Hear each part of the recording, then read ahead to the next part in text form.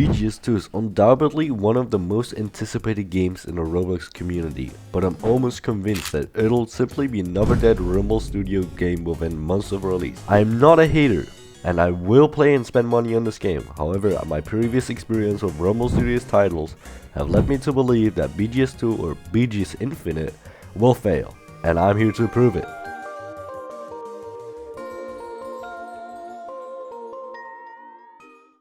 Let's take a trip back to Roblox in 2018. Simulators were at their peak, offering fresh and engaging gameplay.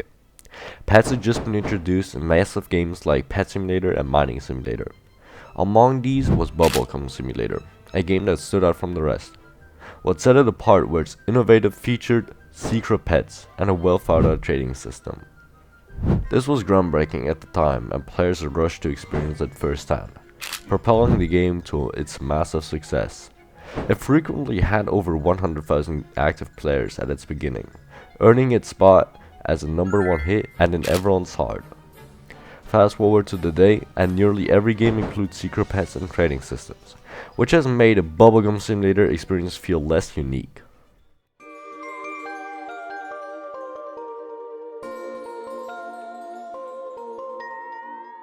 Black marketing has always been a significant issue in Rumble Studio games, particularly in pet catchers, a point I've even touched briefly on my channel. The admins seem either unaware or indifferent to the problem. The trouble with black marketing is that if left unchecked, it can create an underground monopoly where rare pets are traded exclusively for money rather than being shared among players as intended. This wouldn't be such a major issue if pets didn't gain massive value over time due to players quitting and taking specific rare pets like the Leviathan in the prequel to Bubblegum Simulator 2 out of circulation. Another major problem worth addressing is scripting. In my opinion, scripting played a huge role in the eventual downfall of Mining Simulator 2 and Pet Catchers.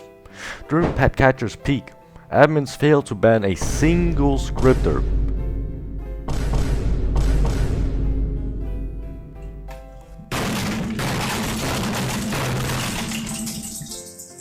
As a result, many wealthy players simply scripted to acquire their pets, gaining an unfair advantage and undermining the game's integrity.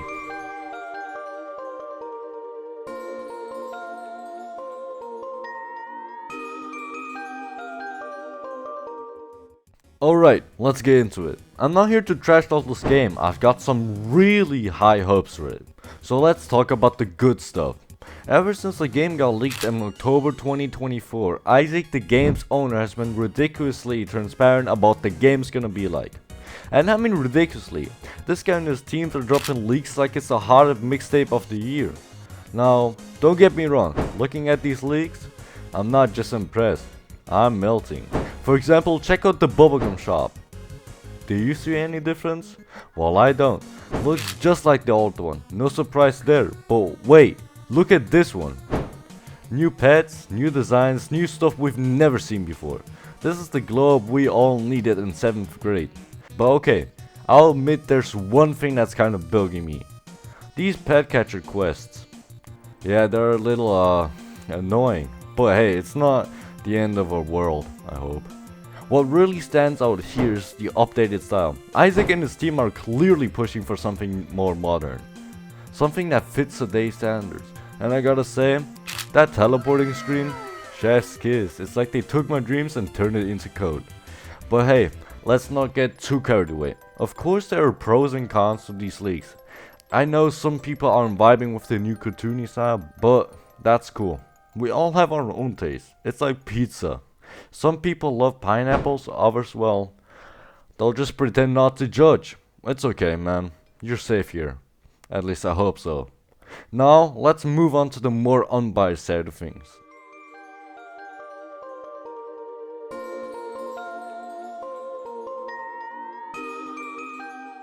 Okay, look, this might sound dumb, but for me, nostalgia is hands down the biggest reason I'm so ready to blow my entire bank account on this game. And let's be real, if you clicked on this video, there's a solid chance it's because nostalgia grabbed you by the heartstrings too. Or, I don't know, maybe your things just slipped. Either way, you're welcome.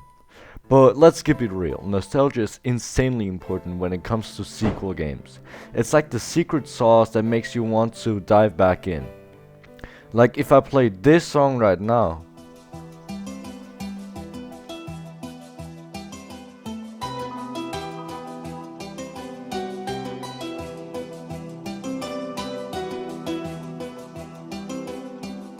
you'd probably feel all warm and fuzzy inside, right?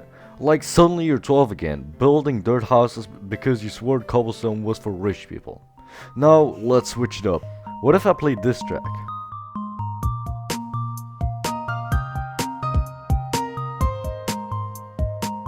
And suddenly you're vibing, hatching eggs and grinding away like it's 2018. And since that was a BGS track, you're already nodding your head in agreement. Don't lie, I see you. But here's the thing. Nostalgia isn't exactly a long-term strategy. Sure, it gets people in the door, but what happens if they walk in, take a look around and go, yeah, this and it, and leave? That's the risk. People play, don't feel it, and bounce. It's like hyping up a childhood snack only to realize it tastes like cardboard dipped in regret. BGS 1 absolutely killed it for over 2 years without the crutch of nostalgia. It had its own magic, its own charm. So if BGS 2 can capture even a fraction of that sprinkle in the nostalgia, that's like finding out your favorite snack from childhood actually still slaps. Pure gold.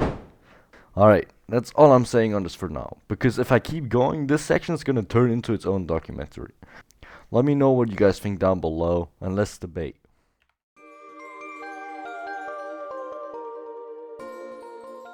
So now we have to come to a conclusion, and I'm more than ready to end this video because I've been editing and drowning myself for this video.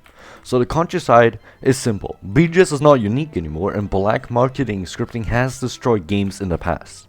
Now for one, the reason I said BGS is not unique anymore, as I already mentioned, is because every other game has secret pets like these and a good trading system. Now obviously BGS was the first one to do this, which kind of attracted a huge crowd to it in the first place, which why it had over 100,000 players, and this won't be the case anymore on this release, which means the game is kind of just depending on nostalgia and people wanting to play the sequel. And for 2, scripting. Scripting is a huge deal for the game in my opinion. If they do not do something about it, I'm sure it will kill the game within months. But if they do ban scripters and do something against it, I see a bright future ahead for the game. Now we talked about a single pro point in this video, and it's that Isaac and Surgeon have been going crazy on releasing nice sneak peeks into the game as shown on screen right now, and been straight up to what's going to be in the game and what's going to be new.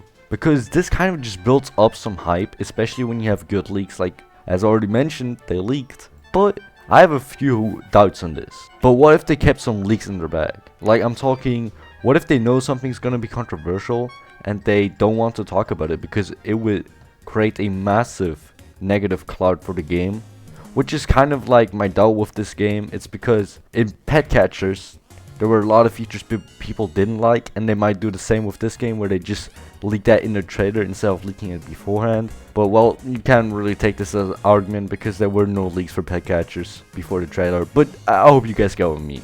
Now to actually sum it up, I think both points are valid and the game will have a good run, obviously, but this good run could turn into a few years if they actually do something about, as I already said, scripting, black marketing, etc.